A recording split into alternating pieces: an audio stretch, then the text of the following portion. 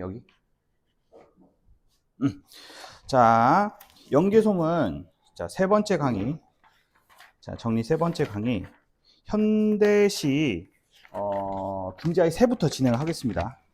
김자의 세. 자, 가지고 계신 교재 34페이지 보시면 될 것 같아요.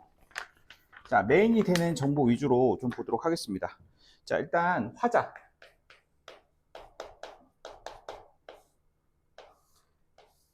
대상.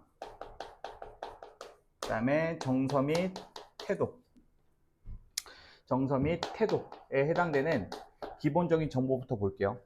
일단 화자는 나로 표면적으로 제시되어 있죠. 나. 자, 시적 대상은 무엇이라고 봐야 돼, 얘들아? 시적 대상은 뭘로 파악돼? 그렇지, 새. 자, 시적 대상은 새야, 새. 새. 그리고 이 새와 대비되는 화자를 억압하는 현실. 자, 이렇게 대비 구조로 되어 있다라는 게 포인트야. 이 새가 의미하는 것은 화자가 추구하는 무엇? 자유와 이상을 의미하는 소재라고 볼 수가 있어. 그러면 자유하고 이상이라는 의미를 가지고 있는 소재를 새로 빗대 표현하고 있으니까 무슨 기법이 쓰인 거야? 형상화. 오케이? 즉 형상화가 쓰인 거라고. 선생님, 형상화가 뭐예요?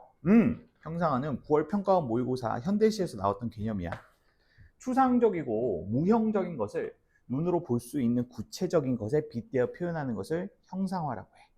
자유하고 이상은 눈에 보이지 않는 추상적인 것들이지, 맞아? 그것을 실제 날아다니는 새에 빗대 표현했기 때문에 형상화가 쓰였다고 볼 수가 있어. 맞니? 그와 달리 화자가 처해 있는 현실은 어때? 그렇지. 화자를 억압하는. 자, 억압하는 그 기능을 수행하고 있지. 화자는. 맞아? 화자는 그래서 이 새를 보면서 자유와 이상을 꿈꾸지만 어때? 현실의 억압 속에서 무엇을 하고 있는? 고통스러워하는 모습을 보여주고 있다. 그래서 화자의 정서 및 태도는, 자, 이 시적 대상이 새, 즉 자유와 이상을 추구, 소망을 하지만, 자, 이러한 현실의 억압 속에 고통스러움을 느끼고 있다. 되니? 이 작품의 핵심적인 시상 전개 방식의 특징이라고 볼 수가 있는 것은 이런 식으로 시상의 대비야. 긍정과 부정의 이 대립구도. 맞지? 이것을 첫 번째 키포인트로 잡으면 좋을 것 같아. 알겠어?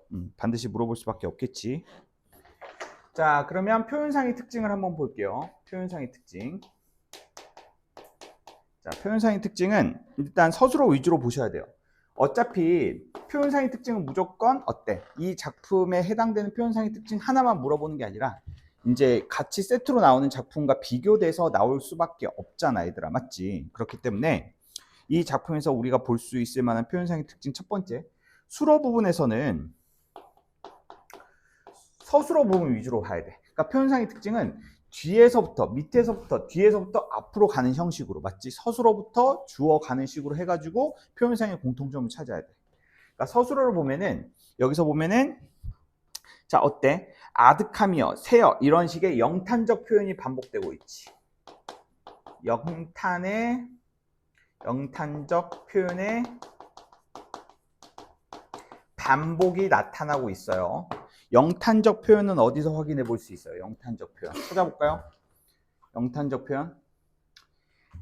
끝없이 새하얀 사슬 소리여 새여 아득하며. 자, 이게 뭐예요? 영탄적 표현이야. 맞지? 뒤에 느낌표가 붙을 수가 있는 거잖아. 무슨 말인지 알겠어? 자, 영탄적 표현을 반복하면서 얻을 수 있는 효과는 바로 뭐야? 그렇지. 화자의 정서를 강조하겠지. 어렵지 않지? easy. 자, 그 다음에 역설법이 쓰이고 있어. 역설법. 자, 역설법이 쓰인 구절을 별표 하나 쳐볼까요? 역설법. 표면상의 의미가, 맞지? 서로 논리적, 우리가 알고 있는 논리적 의미에서 벗어난 시구의 의미. 바로 여기. 날이 밝을수록 침침해 가는. 맞지?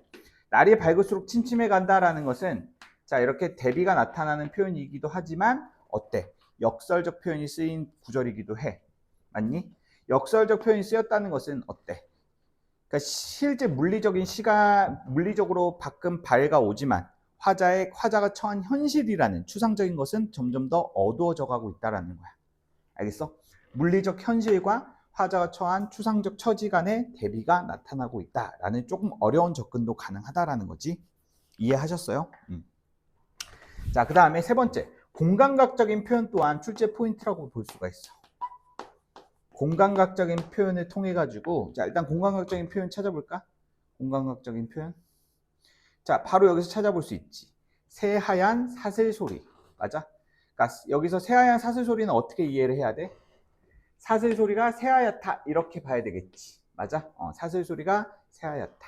이 공간각적인 표현을 통해 가지고, 자, 의미로 연결을 할 수가 있어. 이 공간각적인 표현을. 맞아? 어떠한 의미로 연결할 수가 있냐? 화자가 겪는 억압을 이러한 이미지화시키고 있거든. 맞니? 자, 사슬 소리는 약간 좀 폭력적인 이미지에 씌어야, 근데 그게 새하얗다라는 것은 어때? 보이지 않는 폭력이라는 의미를 형성하고 있어. 맞아? 보이지 않는 폭력. 무슨 말인지 알겠지? 그러니까 화자가 살았던 그 시대는 군부 독재 정권 시대였단 말이야. 그렇기 때문에 그 화자가 겪고 있는 이러한 자유의 억압이란 고통은, 자, 어때? 시대적 분위기로 나타나고 있었다라는 거야. 그래서 실제로는 화자는 이러한 몸에 새하얀 사슬을 메고 살아가는 것과 같은 이러한 억압적인 분위기에서 살아가고 있었다라는 것을 이러한 이미지로 표현해주고 있다, 이렇게 이해를 해주면 좋을 것 같아. 자, 됐나요? 자, 그리고 또 네 번째, 마지막으로, 자, 수미상관. 1년과 4년이 샵1 그리고 샵4.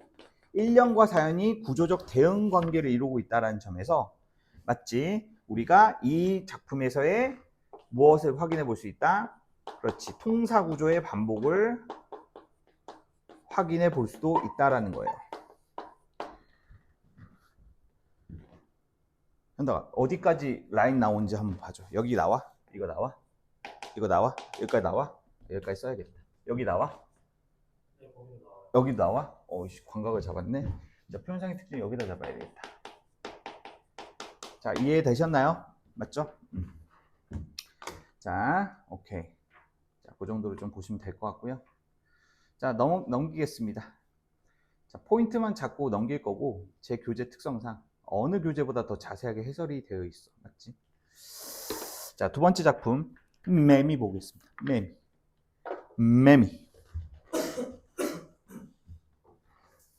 자, 매미가 어떻게 울죠?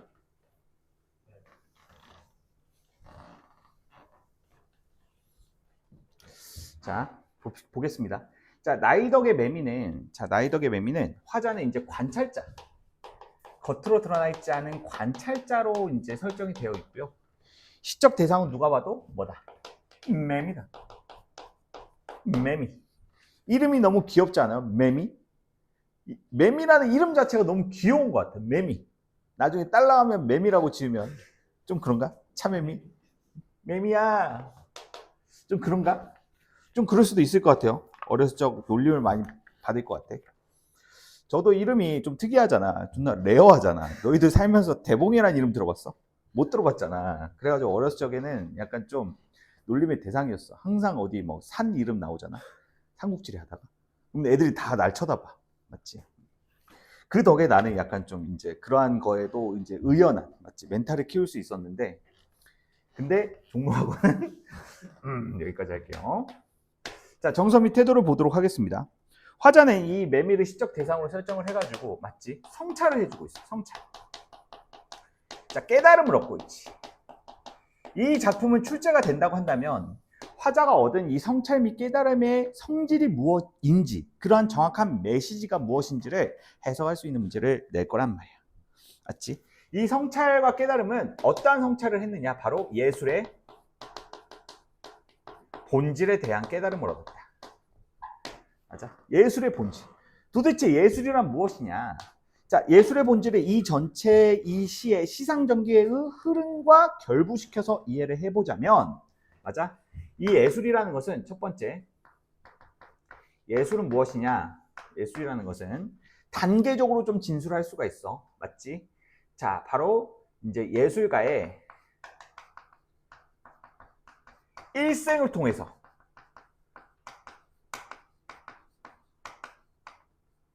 완성이 되는 성질이라는 것을 밝히고 있어.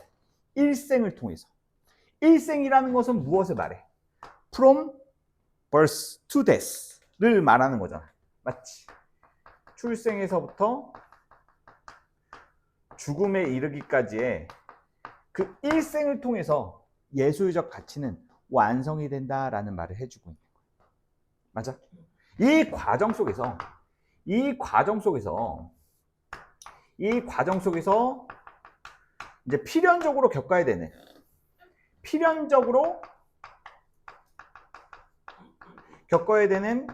과정이 무엇이냐? 이 예술의 완성을 통해서 필연적으로 겪어야 되는 그 과정의 성질을 무엇이라고 하냐면 바로 뭐야? 인내와 인내. 고통을 인내하는 자세. 맞지? 외로움을 견뎌내는. 맞지? 그런 자세들. 그 인내의 자세에 대해서 강조를 해주고 있어. 맞니? 이 고통과 외로움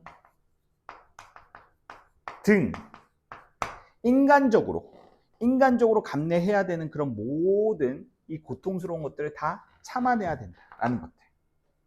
이 필요하다. 맞지? 매미가 되려면 그 번데기에서 한 7년 정도 존버를 해야 되잖아. 맞지? 그 과정. 예술적 완성을 이루기 위해서 예술가가 필연적으로 겪어야 되는 자, 그런 고독과 인내 이런 것들을 말하고 있어. 두 번째. 바로 유대야, 유대. 타인과의 유대. 타인과의 유대는 자, 어디에서 확인해 볼 수 있냐면 예술은 결코 혼자서 완성이 되지 않는 것이다 라고 언급을 해주고 있어. 맞니? 여기서 봐봐.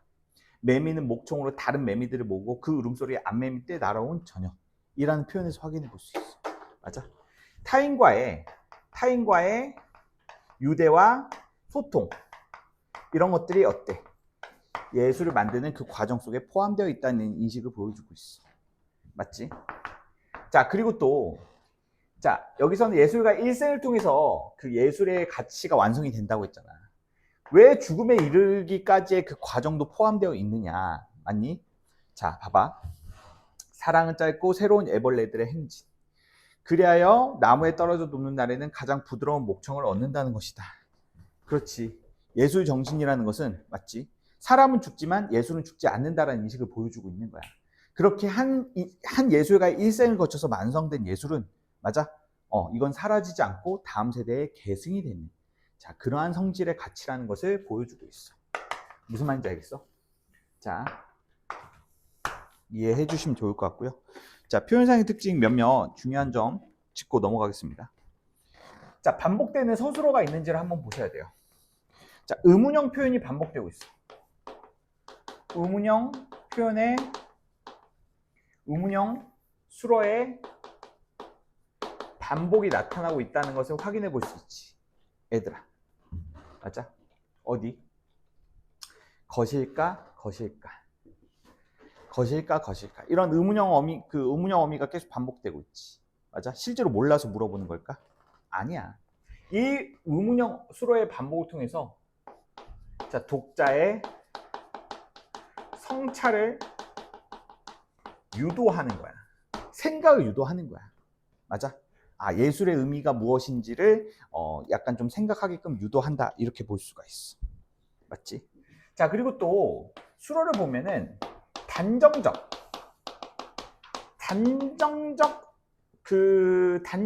의미의 단정적인 어조도 쓰이고 있는데 단정적인 어조가 무엇이냐라고 하는 것은 뭐뭐 다 이런 식으로 뭐뭐이다 다로 끝나는 것들. 맞아? 되게 단정적이지. 현득이 밥 먹었니? 응, 나 밥 먹었다. 공부는 언제까지 할 거니? 응, 10시까지 할 것이다. 어때? 졸라 단정적이지. 맞아. 이 단정적인 어조는 맞지?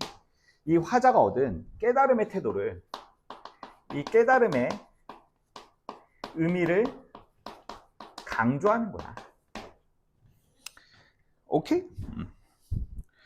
자, 그 다음에 세 번째가 매우 중요한 포인트라고 볼 수가 있는데, 세 번째는 여러분 은유와 상징이 쓰이고 있어요. 은유, 상징. 여기서 쓰이는 은유와 상징 체계를 잘 대응해 보실 수 있어야 될 것 같아요. 어떻게 대응을 하느냐? 매미의 탄생, 매미의 일생을 무엇에 빗대어 표현했느냐? 예술가의 예술 작품의 창작과 그리고 완성에 대응시키고 있다라는 거야, 정확히. 오케이? 여기서 예술가는 뭐 시인으로 좀 한정적으로 제시되어 있기는 하지만, 자, 매미가 태어나서 맞지? 나무에 오르기까지의 그 수없이 긴 인내의 과정, 그것은 바로 예술가가 자기의 작품을 만들고 난 이후에 그것이 세상에 나오기까지의 그 과정, 시간이라 볼 수가 있는 거예요. 무슨 말인지 알겠어요? 이게 그 골든 생각하시면 돼요. 골든. 빌보드 지금 1위 곡이죠. 골든 몰라요? 빌보드 1위 노래? 몰라요? 모른 척 하지 마세요. 다 알잖아. 10시까지 열심히 공부하고 집에 갈 때 막 열심히 들으면서 가잖아. 그 골든을 작곡했던 이재라는 작곡가를 보면은 SM에서 연습생 생활을 엄청 길게 했다고 하더라고. 맞지? 보니까 뭐 할아버지가 되게 대단하신 분이더라. 맞지? 다 찾아봤구만 이 새끼들. 다 찾아봤구만. 봐봐 이재라는 사람이 지금 나이가 나보다 조금 나랑 그렇게 비슷할 거야. 맞지? 나이가 좀 많아. 근데 그 사람이 이제 골든이라는 곡을 그러니까 어린 나이 완성시켜서 빵 뜬 게 아니라 수없이 많은 인내의 시간들. 맞아? 자기도 얼마나 데뷔하고 싶었겠어. 연습생 생활에서.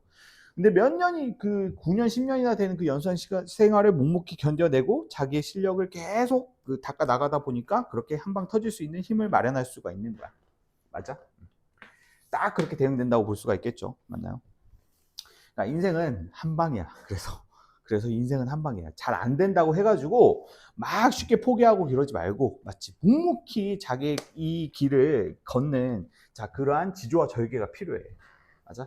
이 작품이 딱 정확히 그러한 의미를 전달해주고 있다. 아주 교육적이죠. 아주 약간 좀, 그러니까 수능에 나올 법한 작품들은 뭐 이러한 메시지를 담은 류의 작품들을 약간 수능에서는 잘 주목을 하는 그런 경향이 있어요. 그러니까 이 수능에서 이제 원래 유명한 작가가 나오다가 갑자기 이제 약간 생소한 작가가 나오기 시작할 때쯤이 바로 24년도 수능인데, 전급별 가지가 담을 넘는데, 가지가 담을 넘는다는 것은 어떠한 존재가 어떠한 도전을 해가지고 그 도전을 성공하게 되었을 때에 대응되는 거고, 가지가 어떠한 담이라는 장애물을 넘었을 때 그건 가지 혼자만의 노력으로 이루어진 것은 아니다. 문제 풀어봤지. 맞아? 가지가 담을 넘기 위해서 수없이 이 가지에게 가해졌던 시련과 고난, 어때? 가지가 더 강한 가지의 힘을 가질 수 있도록 어때? 원동력이 되었다라는 거야. 주변의 수많은 이 존재의 도움을 통해서 가지는 어때? 이 장애물을 넘을 수 있었다라는 것은 상당히 어때? 교육적이다라는 거야. 맞아? 이 작품도 약간 그런 측면에서 출제 가능성이 있다. 그러니까 좀 꼼꼼히 보시면 좋다. 오케이? 해설은 완벽하니까. 자, 그 다음에 네 번째. 하나만 더 정리하고 넘어가겠습니다. 점층적 구성을 보이고 있다. 내용이 점점점 어때? 더 구체화되고 있다라는 거야. 처음에 매미는 침묵을 해요. 침묵. 자, 그 다음에 울음을 터뜨리죠. 맴. 자, 그 다음에 어때? 사랑을 나눕니다. 암매미들과. 맞아요? 자, 그 다음에 어때? 사랑을 나눈 다음에. 그 다음에 죽음에 이르게 되죠. 맞지? 이 각각의 단계가 어때? 점점점, 자, 예술의 본질에 다가가는 과정이라는 측면에 갔을 때는 어때? 점점 의미가 어때? 예술의 본질에 가까워지는 측면으로 커진다라는 거예요. 오케이? 자, 나이 덕의 매미였습니다. 자, 나이덕의 작품이 심지어 이 수능 특강 및 수능 완성 포함해가지고 2개나 있어요. 맞죠? 나이덕 시인의 작품은 뭐 언제 나와도 이상하지 않습니다. 자, 넘어갈게요. 강은교, 우리가 물이 되어. 자, 강은교 시인의 작품이고 교과서에서 나올 법한 작품이긴 하거든요. 교과서에서 나올 법한 작품이기는 한데 사실 여러분, 자, 이 작품이 의미가 생각보다 좀 까다롭고 어려울 수가 있어. 맞지? 그러니까 물, 불, 단순한 대립구도로 보는 게 아니라 정확히 물의 의미, 불의 의미, 그러니까 정확히 무엇을 의미하는지를 정확히 캐치를 할 수 있어야지 풀 수 있는 문제가 나오기 때문에, 맞죠? 물과 불의 의미, 그리고 화자의 정서 및 태도, 그리고 주제의식, 이것을 정확하게 캐치를 하는 게 중요하다. 본질적이고 기본적인 것들만 제가 강조를 해드릴 테니까 그 부분을 캐치할 수 있도록 합니다. 자, 화자는 어때? 우리로 제시되고 있어. 우리. 자, 화자는 우리로 제시되어 있는데 별표 하나 쳐봐, 얘들아. 화자는 바뀌어. 우리는 어때? 자, 불이 되어 만났다가 어때? 지금 현재는 불이 되어 만났다가 나중에는 물이 되기를 소망하는 거야. 물이 되어 만나기를 소망하는 거야. 무슨 말인지 알겠어? 자, 불에서 물로 바뀝니다. 선생님, 근데 우리가 물이 되어 만난다면서 물로 시작하는 거 아니에요? 아니야. 가정적 미래야. 면인이기 때문에. 지금 현재 시간적, 우리가 알고 있는 시간의 흐름, 시간의 절대적인 흐름적 측면으로 봤을 때는 우리는 물이 되어 만나고 싶지만 현재는 어떻게 돼야 돼? 물이 아니. 불이 돼서 만날 수밖에 없어. 그러다가 이 불이 되어서 만났다가 그러다 부정적인 것이 다 소멸하면 물이 되어가지고 다시 소망과 합의를 이루고자 하는, 자, 그러한 정서를 보여주고 있는 작품이에요. 매미는 이제 필요 없어. 자, 대상은 바로 누구야? 그대야, 그대. 그대. 맞아, 그대. 여기서 그대는 무엇을 의미할까? 바로 화자가 원하는 이상적 세계야. 화자가 원하는 이상적 세계. 좀 더 구체화시켜서 이야기를 해줄까? 이 이상적 세계라는 것은 바로 무엇이 사라진 세계? 그렇지. 대립과 갈등이 소멸이 된 세계를 말하는 거야. 소멸 5.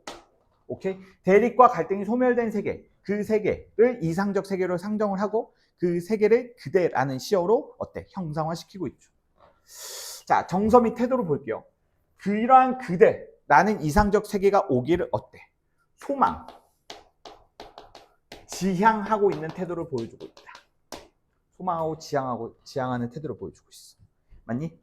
자, 이 작품에서 자, 물과 불의 의미를 정확하게 밝혀볼게. 맞지? 화자는 이러한 그대로 상징되는 이상적 세계가 도래하기를 소망하고 지향하고 있지만 화자가 현재 인식하고 있는 세계는 어때? 부정적이야. 무슨 말인지 알겠어? 자, 지향하고 있지만, 자, but, beauty, 하지만이란 뜻이야. 자, 하지만 지금 현재는 자, 대립과 갈등이 난무하는 무슨 현실에 살고 있어? 부정적 현실에 화자는 놓여 있다라는 거야. 맞지? 지금 인터넷만 켜봐도 난리도 아니잖아. 맞아? 네이버가 오죽하면 그 댓글창을 없앴겠어. 맞아? 응. 자, 지금 현재는 대립과 갈등이 난무해. 장난 아니야. 유튜브 댓글창만 봐도 정신 나간 애들이 한 트럭이야. 무슨 말인지 알겠어? 화자도 이렇게 지금 현재의 세계가 대립과 갈등이 난무한다라고 생각을 해서, 그래서 어때? 그래서 불이 되어서 이 부정적인 것들을 어때? 소멸하고 싶은 거야. 다 태워버리고 싶은 거야. 무슨 말인지 알겠어? 그러니까 불이라는 것은 소멸. 맞지? 이 부정적인 것들을 태워 없애는 정화의 이미지야. 알겠어? 불이 부정적인 의미가 아니야, 얘들아. 부정적인 것들을 태워 없애는 소멸, 정화의 이미지야. 알겠어? 이러한 세상에 존재하는 모든 대립과 갈등을 불이 되어서 없앤 다음에, 그런 다음에 어때? 대립과 갈등이 소멸된 세계에서, 맞지? 그렇다면 대립과 갈등이 소멸된 미래 시점에, 미래의 물이 되어 만나자 라고 자 대상에게 말을 하고 있는 거야. 여기서 물은 무슨 이미지? 그렇지. 조화, 합일의 이미지, 그리고 생명력의 이미지, 이러한 의미로 쓰이고 있다. 무슨 말인지 알겠어? 지금 현재 우리는 물이 되어서 서로 조화를 이루고 합의를 이루고 아름답게 살아가고 싶어 하지만 지금 화자가 처한 시대 상황은 그렇지 못하다는 거야. 맞아? 지금 당장 어때? 사형 집행만 해야 되는 애들이 한 트럭이지. 맞아?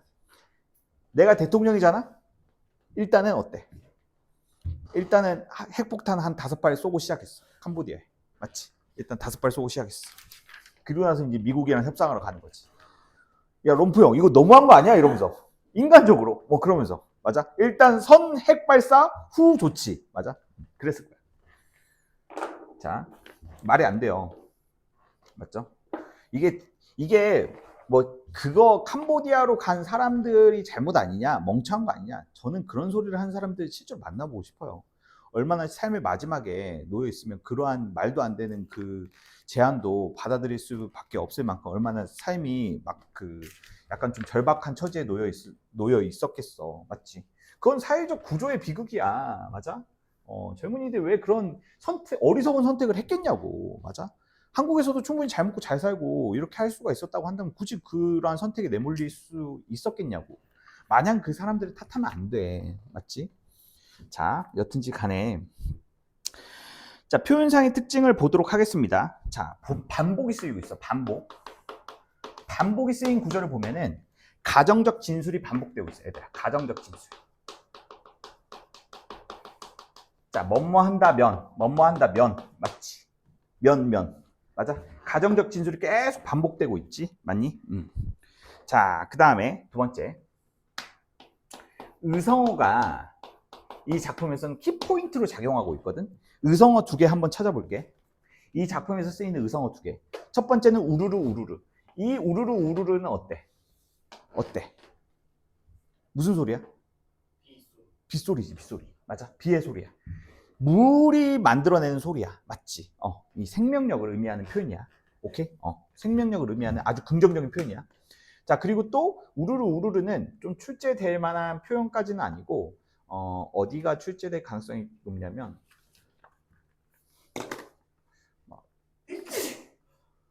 자, 여기서 보시면 푸시시 그렇지. 이 푸시시가 매우 중요한 음성 상징어야.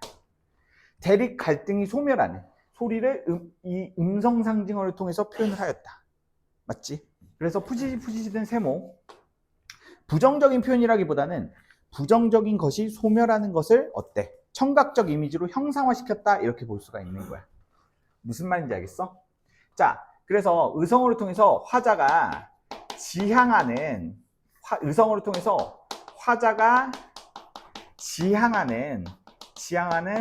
상태를 보여주고 있다라는 거야. 그러니까 우르르도 어때? 화자는 어때? 대상과 함께 이 생명력이 넘치는 모습으로 주변 존재에게 그 생명력을 어때? 나눠주고자 하는 그러한 소망. 푸시시도 대립 갈등이 소멸되길 바라는 화자의 지향. 맞지? 이런 것들을 공통적으로 보여준다라는 거야. 이해되셨어요? 자, 그 다음에 세 번째, 시상의 전환. 시상의 전환이란 뜻이야. 맞지? 자, 시상의 전환. 여기서 보시면 그러나 시상의 전환이 나타나고 있죠. 여기서 시상의 전환은 시제 중심으로 보시면 돼요. 가정적 미래 상황에서 현재의 상황으로 전환되었다. 그러니까 가정적 미래는 어때? 화자가 바라는 미래 상황은 상당히 긍정적이야. 맞지? 물이 되어가지고 주변 그 목마른 존재에게 생명력을 나눠주는, 맞지? 서로가 서로를 보듬고 도와주는, 자, 그런 아름다운 세계를 화자는 기대하고 있지만 지금 현재는 어때? 그렇지 못하다는 거야. 대립과 갈등이 가득한 현실이라는 거야. 맞아? 그래서 일단 어때? 이렇게 대립과 갈등이 종식된 이후에 그 다음에 화자가 원하는 세계가 도래하기를 지향하고 있다. 이렇게 봐야 되겠죠. 자, 그리고 네 번째는 상징적 속성이 쓰이고 있는데, 여기서 물과 불의 의미는 물과 불이 가지고 있는 상징적 의미가 사용되었다. 맞지? 물이 생명력을 상징한다. 그리고 불이 어때? 소멸과 정화의 이미지를 가지고 있다. 이건 어때? 이 작품뿐만 아니라 물과 불이 기본적으로 가지고 있는 의미란 뜻이야. 오케이?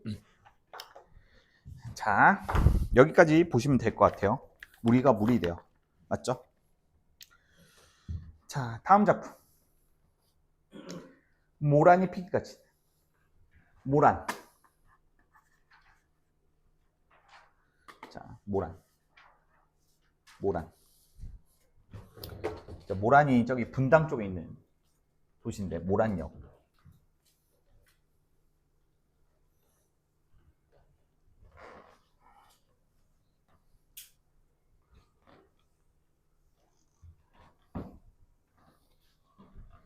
아우, 잘 지우죠? 거의 아티스트죠? 아리스트. 자, 봅시다. 자, 화자. 자, 화자는 나. 모란을 기다리는 대상으로 좀 설정되어 있죠. 나. 모란을 기다리고 있어. 자, 대상은 누가 봐도 뭐야? 모란이야. 맞지? 모란이 뭐야? 모란? 꽃? 아니지. 여기선 꽃이라는 그 일반적인 그 사전적인 의미를 넘어서 모란이 가지고 있는 의미는 바로 뭘까? 이 모란이 가지고 있는 의미. 화자가 어때? 화자가 뭐 하는 가치? 이것도 모란이라는 것은 화자가라는 말은 뺄게요. 지향하는 가치, 추구하는 가치를 말해. 맞아? 화자가 추구하는 가치야. 정확히 어떠한 가치인지는 몰라. 근데 여기서 알 수 있는 것은 바로 뭐냐면 모란은 꽃이야. 꽃은 기본적으로 무슨 속성을 가지고 있어? 아름다운 속성을 가지고 있어. 그래서 화자는 아름다움이라는 속성을 추구하는 자 그러한 철학적인 자 메시지를 전달하고 있는 거. 맞아? 지향하는 가치 바로 아름다움이야. 오케이? 자, 화자는 두 개의 정서 및 태도를 보여주고 있어. 모란이 피기를 소망, 기다림. 맞지? 그리고 실제로 모란이 폈어. 되게 기뻐하지. 하지만 어때? 모란이 지면 어때? 모란이 진 후 슬픔의 정서를 동시에 가지고 있다는 거야.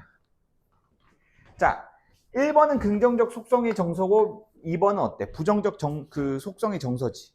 맞아? 이 두 개의 정서가 어때? 그렇지. 찬란한 슬픔의 봄이라는 역설적 표현을 만들어내는 거야. 왜?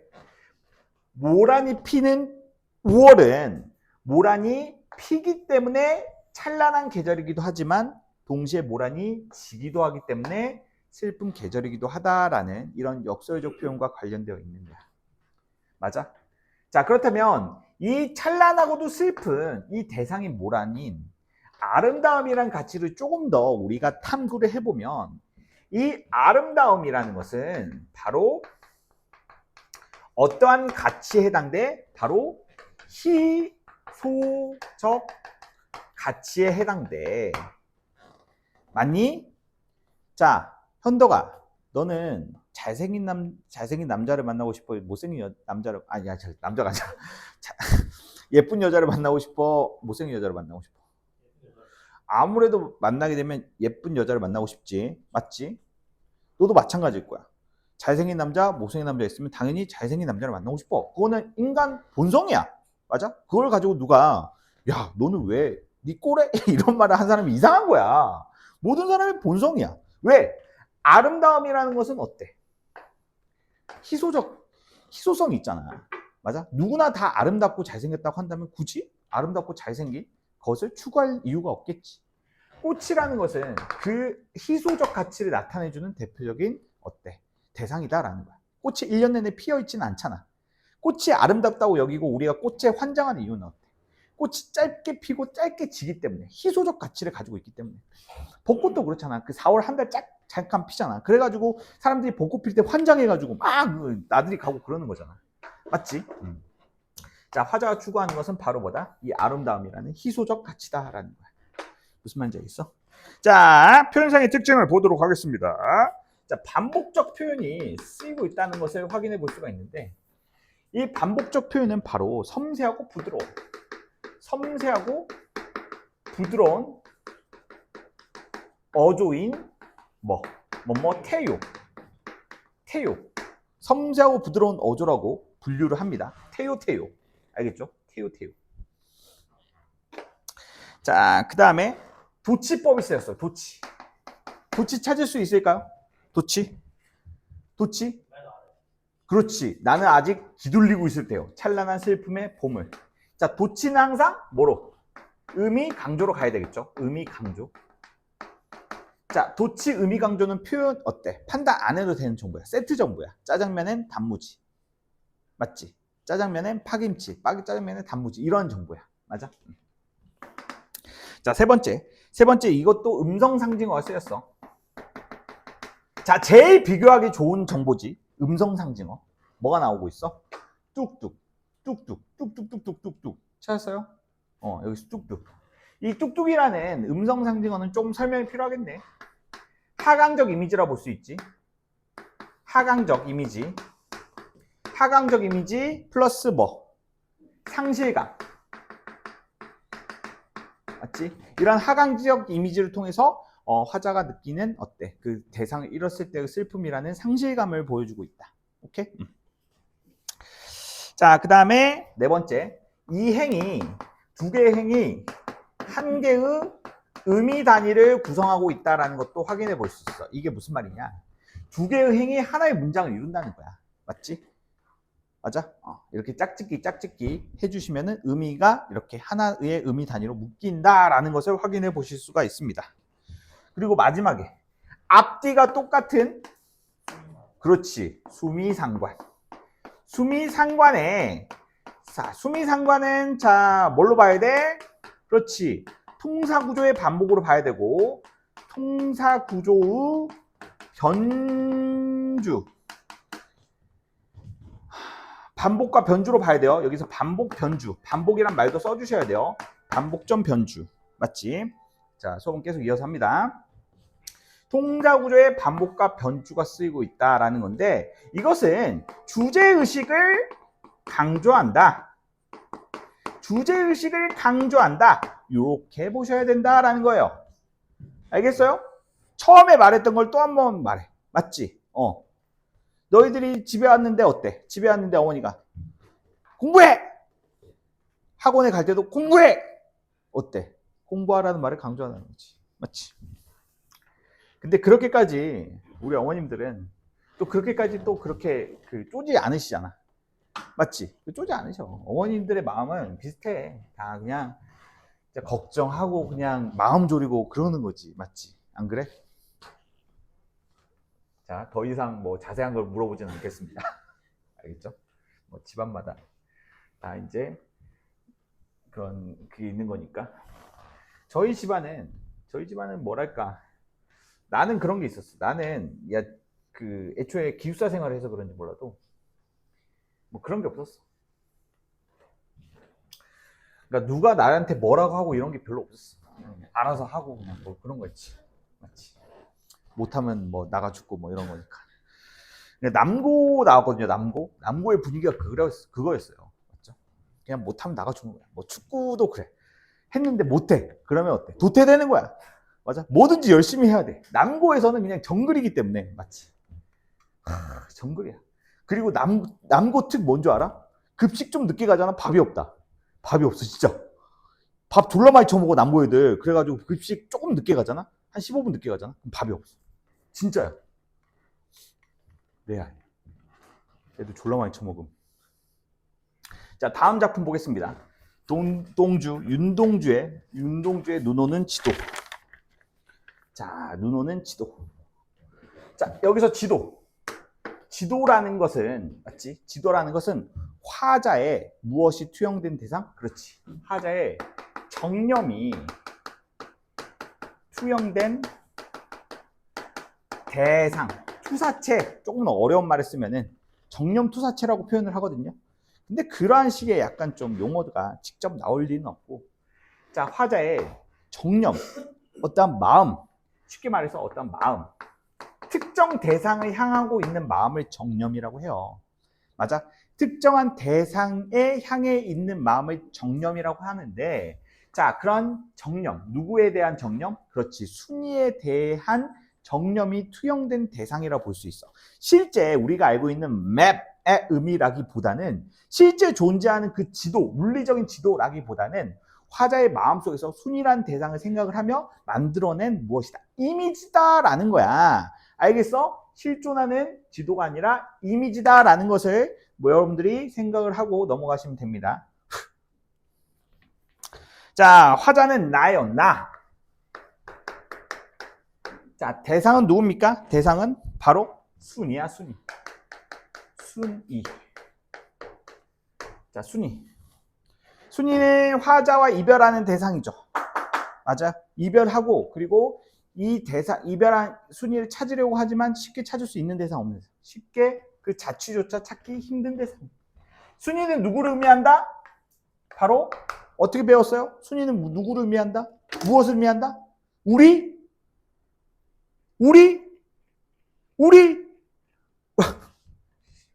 우리 엄마는 좀 너무하잖아.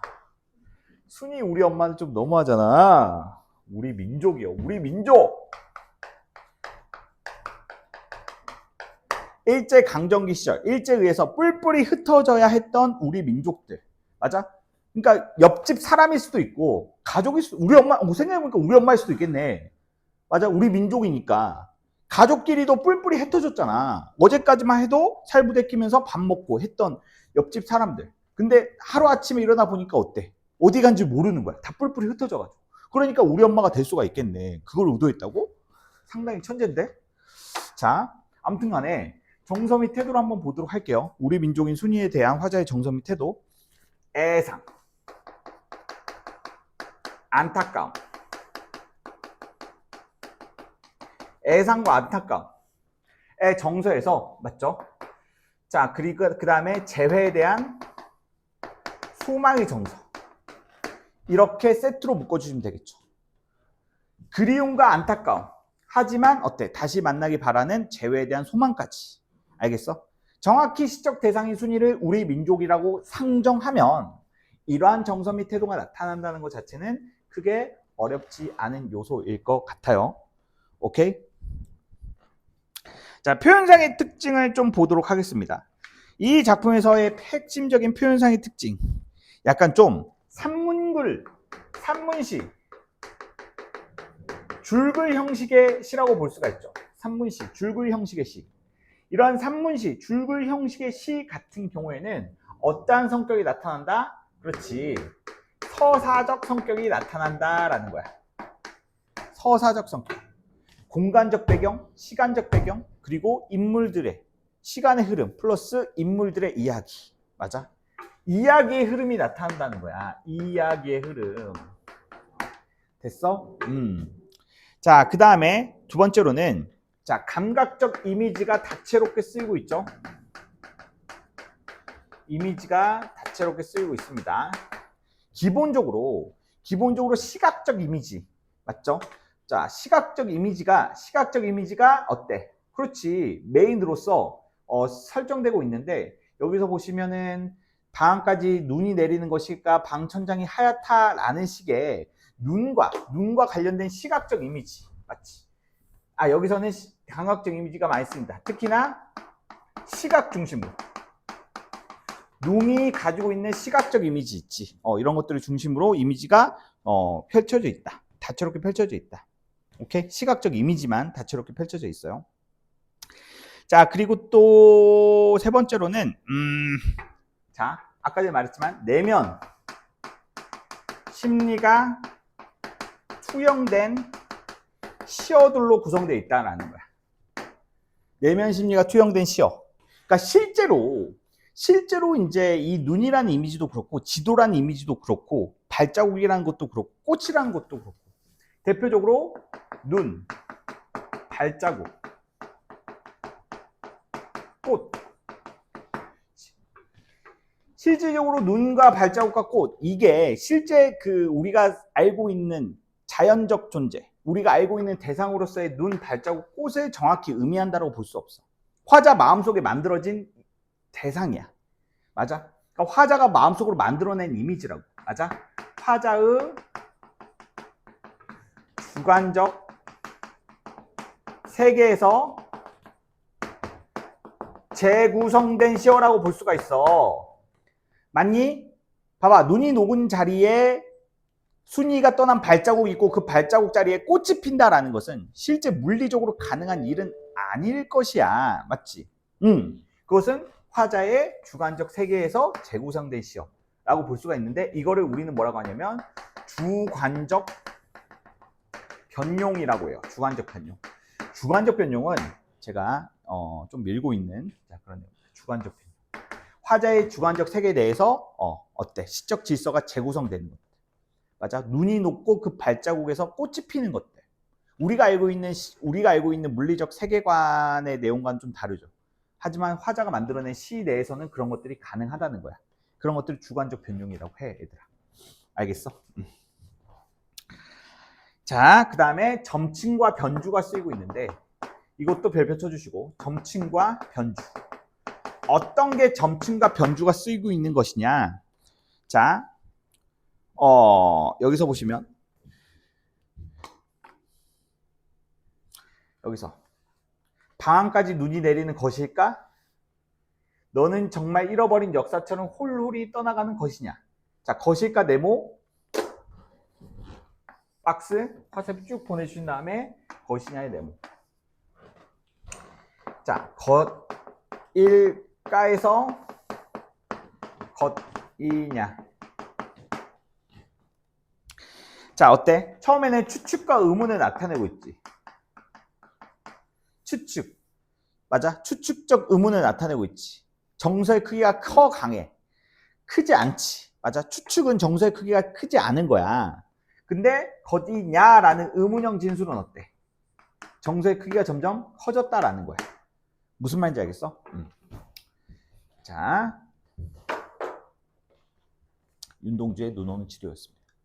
지도라는 의미가 정념이 투영된 대상이고, 그리고 여기서 쓰이는 눈, 발자국, 꽃의 정확한 제가 강조하는 의미를 파악을 해주시는 게 포인트다. 오케이? 자, 넘어갑시다. 자, 세 작품만 하면 이제 끝이에요. 자, 조지훈의 성문 보겠습니다. 조지훈의 성문. 조지훈 시인도 뭐 출제가 매우 많이 자주 되는 그런 작가이기 때문에 우리가 놓칠 수가 없죠. 맞나요?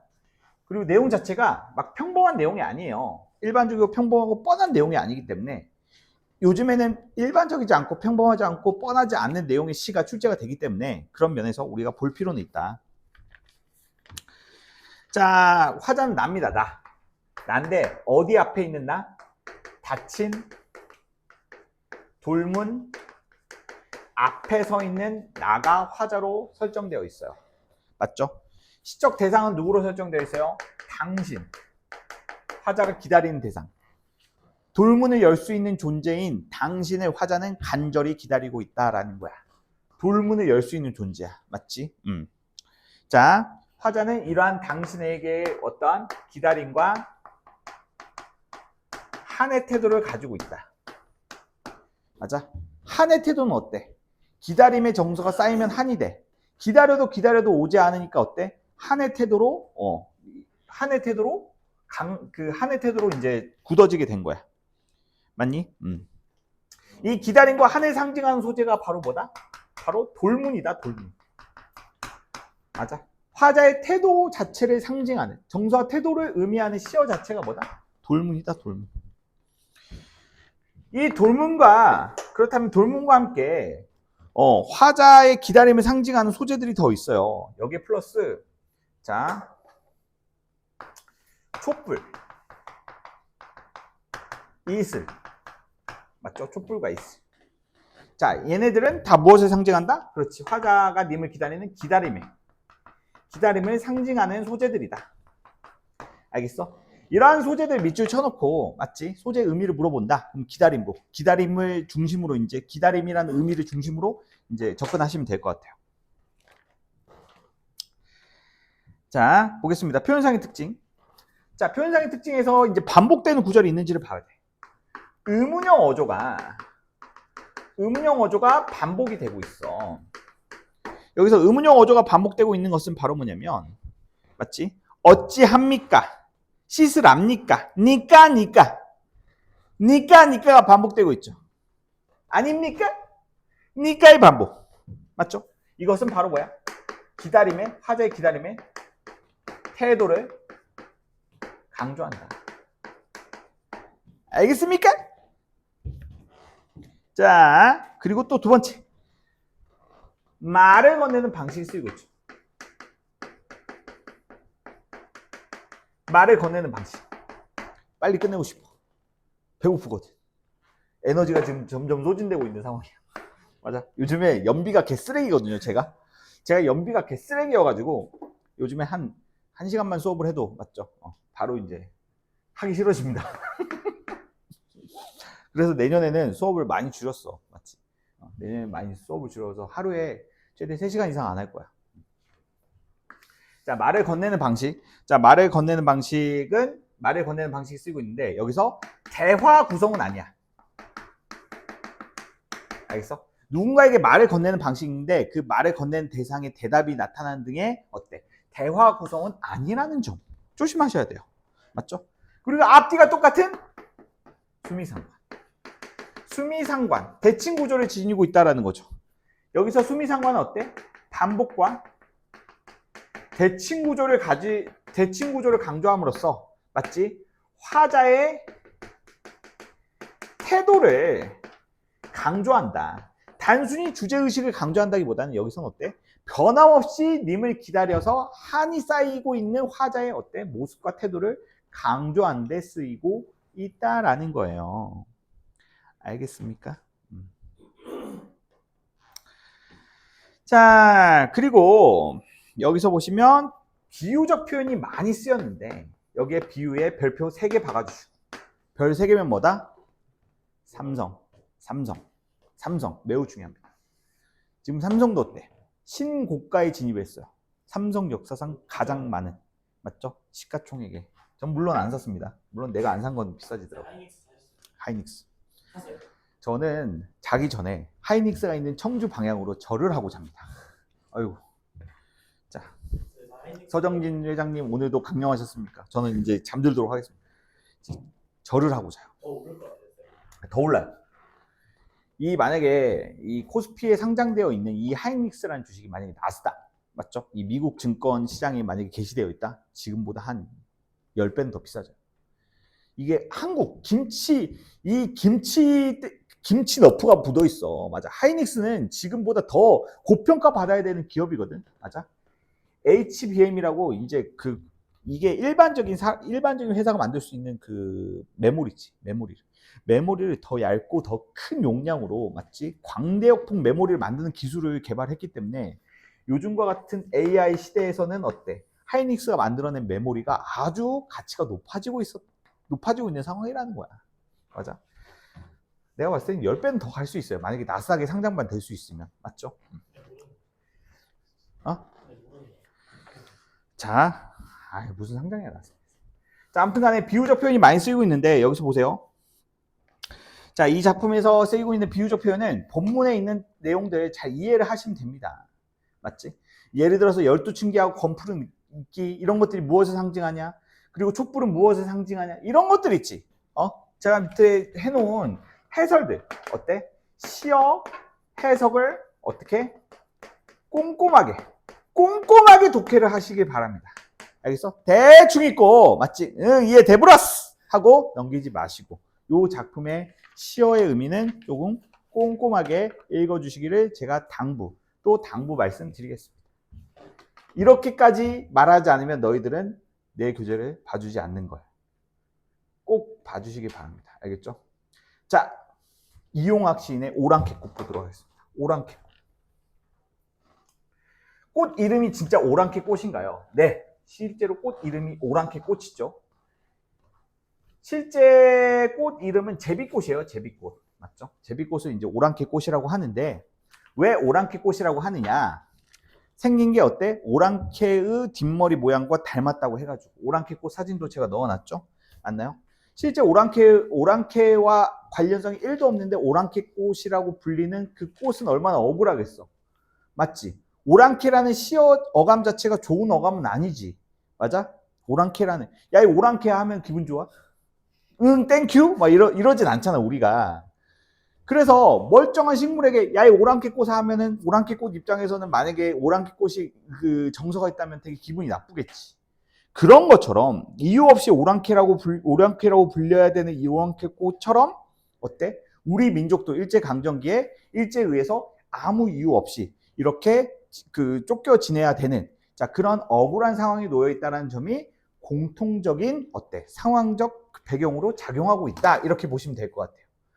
자, 정리되셨죠? 맞아요? 이해하셨으면 정리하세요. 라고 말하면 좀 힘들겠죠? 자, 보세요. 대상은 오랑캐꽃입니다. 맞지? 화자는 표면에 그렇게 막 등장하고 있지 않기 때문에 화자는 그렇게 중요하지 않다라고 봐야 될 것 같고요. 자, 정섭이 태도로 볼게요. 오랑캐꽃에 대해서 슬픔과 비애의 정서를 느끼고 있어. 그리고 오랑캐꽃을 위로해 주려고 하고 있죠. 맞아? 울어보렴, 목 놓아 울어보렴 오랑캐꽃. 이런 식으로. 자, 위로의 정서까지 나타나고 있어. 자, 그렇다면 이 오랑캐꽃의 의미를 구체적으로 좀 정리를 해보자. 그 밑에. 자, 이 오랑캐꽃은 무엇과 동일시되고 있다? 일제 강점기 시절 우리 민족의 모습과 동일시되는 그러한 소재다라고 볼 수가 있어, 얘들아. 맞지? 일제 강점기 시절 일본에 의해서 이렇게 강제로 이주하고 떠돌아다녀야만 했던 그러한 삶을 살아야 했던 우리 민족의 모습과 자 일치하고 있다. 그래서 이유 없이 고통 받아야만 하는 운명을 타고났다라는 이 속성적 공통점이 오랑캐꽃과 우리 민족 사이에 존재한다는 거예요. 맞지? 아무 이유 없이 나보고 오랑캐꽃이래. 얼마나 억울하겠어. 그렇게 억울한 삶을 살아온 것처럼 우리 민족도 그러한 억울한 삶을 살았다라는 거죠. 자, 이해되셨죠? 자, 표현상의 특징을 보겠습니다. 자, 여기서 보시면 특정 수어가 반복되고 있어. 특정 서술어에 특정 수어 반복. 자, 특정 수어를 반복하면서 정서를 강조하고 있는데 자, 봐봐. 구체적으로 한번 보자. 여기서 반복되어 있는 특정 수어는 이거야, 얘들아. 이게 특정 수어의 반복이야. 자, 이게 특정 수어의 반복을 통한 어때? 비극성이라는 정서를 강조하는 부분이야. 근데 봐봐. 같단다. 이거 무슨 말투 같대? 뭔가 이야기하고 전달하는 듯한 말투지. 자, 이런 것들을 뭐라고 하냐면 간접화법이라고 해요. 뭐뭐 하단다, 같단다 이러한 식으로 어떠한 사실과 내용을 전달하는 듯한 말투를 무슨 화법이라고 한다? 간접화법이라고 한다. 이 간접화법은 맞지? 이 간접화법의 특징은 바로 뭐냐면 상황에 객관적 전달에 초점이 맞춰져 있거든. 근데 왜 굳이 이렇게 객관적 전달을 하냐면 비극성을 어때? 고조시키기 위해서 이런 객관적 전달을 한다는 거야. 이게 무슨 말이냐면 여러분들 진짜 슬프거나 비극적인 이야기는 담담한 어조로 전달을 해야지 어때? 그 비극성이 더 강조되는 거야. 무슨 말인지 알겠어? 그러니까 예를 들어서 비극적이고 슬픈 상황 속에서 정서가 막 투영돼. 맞지? 아, 나는 전쟁 때문에 사랑하는 뭐 내 가족을 잃었다. 슬프다. 뭐 이런 식의 하는 것보단 맞지? 전쟁은 내 누이의 팔 한쪽을 가져가 버렸고 이런 식으로 덤덤하게 있었던 일을 이렇게 간접 화법으로 전달하면 어때? 그 비극적인 성질이 더 와닿고 강조가 될 수 있다는 거야. 이해되시죠? 자, 그 다음에 어때? 서사성이 강조되고 있죠. 서사성. 맞지? 서사성이 강조되고 있어요. 특히나 1년의 내용을 보면은 1년은 작품의 내용을 프롤로그로 작품에서 이제 그 작품에서 소개할 이야기를 먼저 소개하는 형식의 프롤로그 형식으로 되어 있기 때문에 1년에서 어때? 이 작품은 서사성을 획득하고 있다라는 거야. 뭔가 이야기의 흐름을 보여주고 있다는 거야. 자, 그리고 세 번째, 우의적 의인화가 쓰이고 있는데 그것이 바로 뭐야? 오랑캐꽃이야. 봐봐. 우의적이라는 것은 다른 대상이 빗대어 표현한다 라는 뜻이고요. 맞죠? 의인화는 말 그대로 어때? 인격적 속성을 부여했다라는 건데 오랑캐꽃아라고 부르는 것 자체가 의인화가 됐다는 거고 오랑캐꽃이 무엇을 빗대 표현한 것이기 때문에 우리 민족을 빗대 표현한 것이기 때문에 우의적이라는 속성도 성립할 수가 있다라는 겁니다. 이해되셨죠? 자, 그리고 이 우의적 의인화가 쓰인 대상을 반복적으로 호명함으로써 맞죠? 화자가 대상에게 지니고 있는 정서를 강조하고 있습니다. 무슨 말인지 알겠어요? 자, 그리고 또 작품에서 한번 보셔야 되는 구절이 있는데 세 번째 연에 흘러갔나. 이거 무슨 어조라고 볼 수가 있어? 흘러갔나? 이거 무슨 어조야? 영탄적 어조입니다. 이거 영탄이에요. 영탄. 알겠어? 자, 여기서 흘러간다는 영탄적 어조로 해석을 해주셔야 됩니다. 영탄법으로 보셔야 돼요. 알겠어? 그럼 여기서 강조되고 있는 정서는 바로 뭔데? 세월 흐름에 대한 무상감. 오케이? 자, 그 다음에 마지막으로 울어보렴. 목 놓아 울어보렴. 오랑캐 꽃. 명사형으로 종결되고 있죠. 자, 이러한 명사형 종결. 자, 이러한 명사형 종결을 통해서 종결을 통해 가지고 어떠한 효과를 불러일으키고 있다? 자, 비애감을 어때? 응축시키고 있다. 맞지? 화자가 느끼는 모든 비애감을 명사로 마무리함으로써 이 단어 하나에 꾹꾹 눌러 담고 있다라는 말이야. 오케이? 오케이? 오케이? Understand? 이해됐냐는 뜻이야?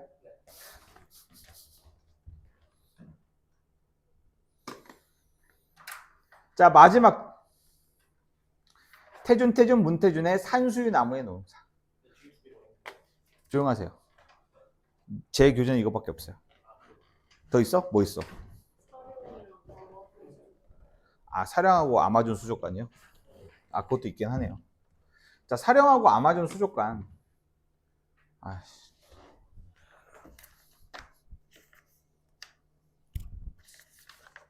해야지 뭐. 금방 해. 사령하고 아마존 수족관.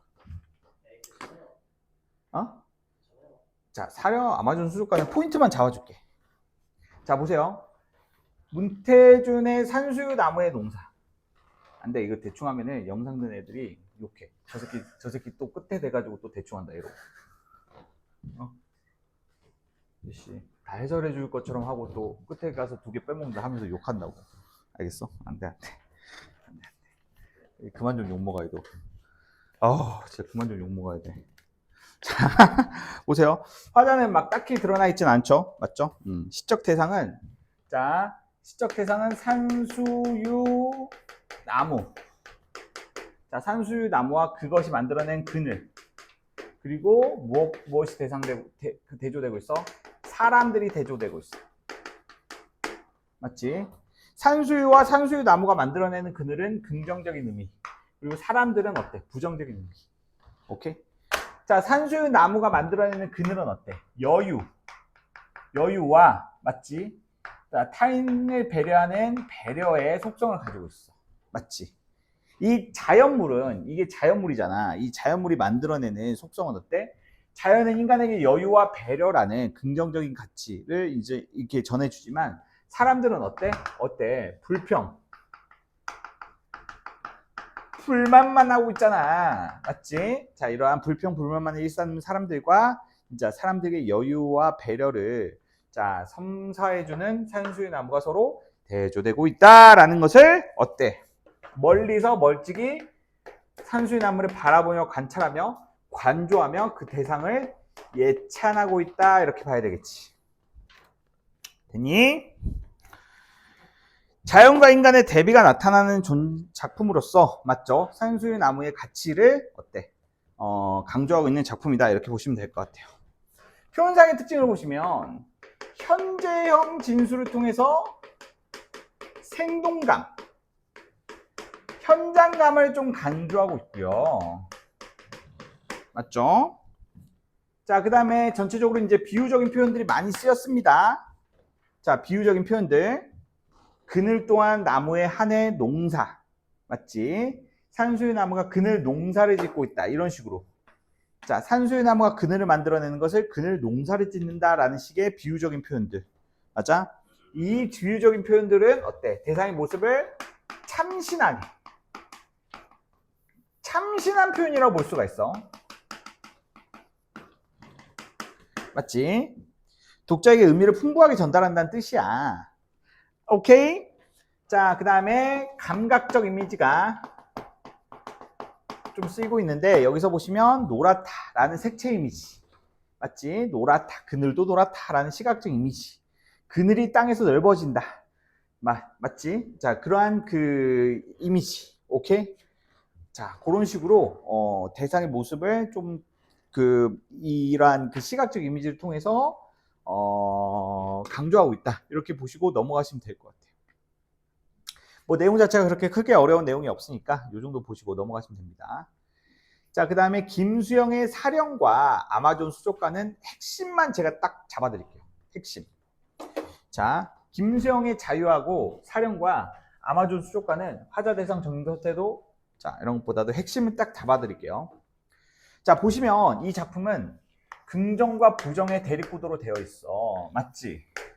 자, 여러분들 제가 수능 완성 수업할 때 이 아마존 수족관하고 사령은 엄청 빡세게 수업했어요. 여러분들 수능 완성 교재에 맞지? 내 수업을 들었던 모든 학생들의 수능 완성 교재에는 이 사령과 아마존 수족관이 빡세게 정리가 되어 있을 것이기 때문에 거기에 제가 뭐 실체적 자유 뭐 이런 것들을 자세히 설명을 해놨어요. 그거 보시면서 필기로 옮겨주세요. 기본적으로 알겠죠? 너 수업 들었지 그때? 꼭 옮겨줘. 거기에서 제가 다시 한번 강조하는 것은 바로 뭐냐면 이 자유를 억압하는 맞죠? 억압하는 현실. 이 긍부정의 대립구도로 되어 있는 거잖아. 맞지? 잘 봐봐. 여기서 벗은 활자고 맞지? 자유를 의미하고 자 나는 지금 자유라는 실질적 자유 앞에서 어때? 떳떳한 모습, 부끄러운 모습이야. 자유를 누리면서 살아야 된다는 것은 알고 있지만 그러한 권리를 제대로 주장하지 못한 채 비겁하게 살아가고 있는 나는 이 자유라는 글자 앞에 한없이 작아지고 있는 자조적인 정서가 나타나고 있어. 맞아? 여기서 포인트는 바로 화자의 태도가 바로 자조적인 태도가 나타나고 있다는 거야. 스스로를 부정적으로 여기고 있다는 거지. 이런 자조적인 태도가 계속 심화되고 있지. 맞아? 점층적으로 심화되고 있어. 맞지? 자, 이게 중간에 시상의 전환이 나타나가지고 이 부정적인 상황을 극복하려는 의지, 이러한 식의 내용이 나오면 다 함정이야, 함정. 알겠어? 자, 그리고 또 모두 다 마음에 들지 않아. 황혼도, 돌벽 아래 잡초도, 페인트빛도, 고요함도, 이 고요함도. 맞니? 나열되고 있어. 부정적인 이미지들이. 맞아? 자, 화자 주변을 둘러싸고 있는 이 거짓된 평온함과 거짓된 평온함을 어때? 화자는 부정하고 있는 거야. 무슨 말인지 알겠어? 자, 여기에서 여기로 딱 가는 2년에서 3년으로 가는 과정에서는 어때? 화자의 내면적인 상황에 대한 부정에서 외부의 상황에 대한 부정으로 어때? 확장하고 있는 거야. 화자가 부정적으로 여기는 대상이 화자의 내면에서 어때? 외부에 있는 대상들로 확장되고 있는 이 상황도 여러분들이 주목을 해주셔야 돼. 오케이? 자, 그리고 정말 핵심은 바로 뭐냐면 딱 봐도 함정으로 내볼 만한 구절. 봐봐. 그대의 정의도, 우리들의 섬세도. 그들의 정의는 동그라미. 우리의 섬세. 섬세는 부정적인 표현으로 봐야 돼. 행동하지 않는 자유를 의미하는 거니까. 맞지? 행동이 죽음에서 나오는 이 욕된 교회에서는 욕된 교회는 부정적인 의미로 해석하는 게 포인트야. 무슨 말인지 알겠어? 왜냐면 행동이 죽음으로 나온다라는 것은 어때? 죽어야만 행동한다는 뜻인데 결국 행동을 하지 않는다는 거지. 화자가 살고 있는 이 공간을 어때? 이러한 실천적인 자유를 추구하는 행위가 이루어지지 않는 공간으로 인식하고 있기 때문에 욕된 교회라고, 부끄러운 삶의 공간이라고 인식하고 있는 거야. 알겠어? 자, 그리고 어때? 수미상관으로 마무리되고 있는데 우스워라. 나의 영은 죽어가는 것이 죽어있는 것이 아니냐. 어때? 화자가 초반에 느끼던 자조감이 어때? 심화되면서 마무리되고 있지. 맞니? 중간에 시상의 전환이나 이런 것들을 통해서 아까 말했지만 극복의지나 이러한 식의 화자의 태도 전환 이런 것들이 없기 때문에 처음부터 끝까지 한 톤으로 해석을 쭉 해주시는 게 포인트. 오케이? 한 두세 번 딱 보시면 이해가 되실 겁니다. 자, 다음 작품 아마존 수족관. 아마존 수족관도 뭐에 대비로 봐야 돼. 그렇지. 이 생명력, 아마존 특유의 이 생명력을 가지고 있는 존재와 그것을 억압하는 현대사회의 이미지가 서로 대립구조를 이루고 있다. 이게 포인트죠. 맞나요? 자, 이러한 생명력을 가지고 있는, 생명력이 넘치는 이 아마존가에 살고 있는 이 물고기들의 이 생명력을 억압하는, 맞지? 이 물질 문명 안에 속박해 놓고 그것을 돈벌이 수단으로 전락시켜버린 현대 문명을 비판하고 있는 작품이라고 볼 수가 있어. 이 작품에서의 포인트는 바로 뭐다? 이러한 것들을 무엇을 통해서 형상화시켰다? 이 감각적 이미지들을 동원해가지고 형상화 시켰다라는 거야. 맞니? 자, 이런 것들은 시각적 이미지, 이런 것들은 청각적, 후각적 이런 이미지들, 다양한 이미지들이 나열되면서, 맞지? 자, 이러한 현대 사회의 부정적 속성이 나열되고 있는데 여기에 막 내가 이제 포인트로 두고 있는 공간극적 이미지는 나타나지 않는다. 이런 것들을 좀 주목하면 될 것 같아. 맞니? 자, 그리고 또, 자, 여기서부터 여기까지는 뭐 어렵진 않아. 맞지? 자, 이러한 부정적인 현대 문명의 속성 속에서 지금 어때? 겨우 살아가고 있는 이 열대어들에게 화자는 어때? 시라는 위로를 선물해주고 싶어 하는 거야. 맞아? 이 시라는 위로 안에서 이 대상들은 어때? 자기들이 원래 있었던 이 생명력 넘치는 이 공간 속에서 다시 생명력이 회복되기를 바라는 그 소망을 이 작품에 담았다라는 거야. 알겠니? 자, 여기 뭐 향기롭게 출렁이고 후하기 시작하. 자, 포인트는 자 이렇게 이제 긍부정의 대립구도로 이제 잡고 제가 해석해 놓은 시어 위주로 보시면 되는데, 자, 핵심보다 수능 완성에 정말 빡세게 해석을 해놨으니까 거기 있는 내용들 다 필기 정리하셔라. 자, 앞선 강의 영상들까지 꼭 다 보시고요. 이해 안 되시는 것들은 질문하세요. 딱 1인당 3개만 받아도 됩니다. 알겠죠? 3개 이상 하면은 힘들어요. 힘들어 죽음. 알겠어? 잡아봐. 얼굴 아파. 너무 힘들잖아. 마무리하도록 할게요. 자, 고생하셨습니다.